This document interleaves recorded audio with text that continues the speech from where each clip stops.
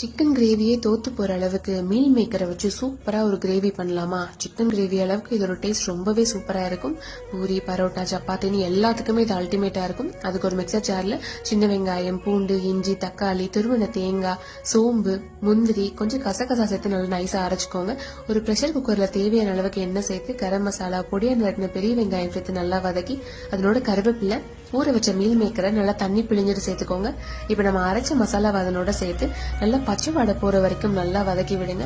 கொஞ்ச நேரம் கழிச்சு அதுக்கு தேவையான அளவுக்கு தண்ணி சேர்த்து அதனோட ஒரு ஸ்பூன் தனி மிளகாய் தூள், ஒரு கரண்டி சிக்கன் மசாலா சேர்த்து நல்லா கிளறி விட்டு கொஞ்சம் புதினா தூவி ஒரு விசில் வரைக்கும் மூடி போட்டு வைங்க. ஒரு விசில் வந்ததுக்கு அப்புறம் கடைசியா ஒரு கரண்டி நெய் சேர்த்து பொடியா நறுக்கின கொத்தமல்லி தூவி அது நல்லா கிளறி சுட சுட சூடா இருக்கிற சப்பாத்தி, பூரின்னு எதுக்கு சேர்த்து சாப்பிட்டாலும் டேஸ்ட் ரொம்ப நல்லா இருக்கும்.